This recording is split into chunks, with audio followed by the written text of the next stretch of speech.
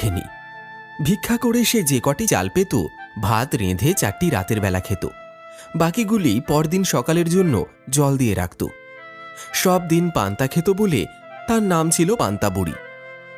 একবার সেই গাঁয়ে এক চোর এসে উপস্থিত। বুড়ির পান্তার সন্ধান পেয়ে সে রোজ তা খেতে লাগল। চোরের জ্বালায় বেচারি তো অস্থির।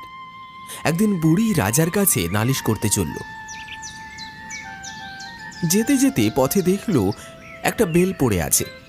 বেল জিজ্ঞাসা করল, বুড়ি, ও বুড়ি, কোথায় যাচ্ছ? চোরে আমার পান্তা খেয়ে নেয়, তাই রাজার কাছে যাচ্ছি নালিশ করতে। ফিরে যাওয়ার সময় আমায় নিয়ে যেও। আচ্ছা।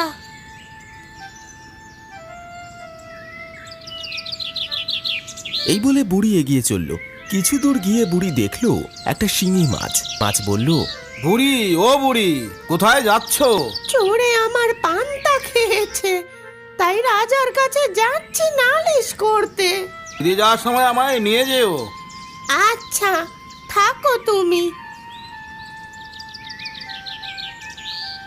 আর কিছু দূর গিয়ে বুড়ি একটি ছুঁচকে দেখতে পেল। ছুঁচ বলল, বুড়ি, ও বুড়ি, কোথায় যাচ্ছ?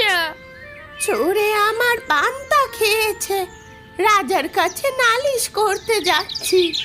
ফিরে যাওয়ার সময় আমাকে নিয়ে যেও। আচ্ছা, বেশ বেশ।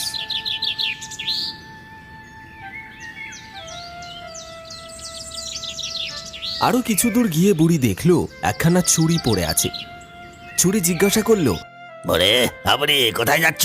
এতক্ষণ বুড়ি বেশ সহজভাবেই জবাব দিচ্ছিল। গরমে তার মাথা গরম হয়ে উঠল। ছুরির কথার উত্তরে সে বিরক্ত হয়ে বলল, যেথায় যাই না, তোর তাতে কি? আহা, রাগ করো কেন? একটা কথা শোনো, ফিরে যাওয়ার সময় আমায় নিয়ে যেও।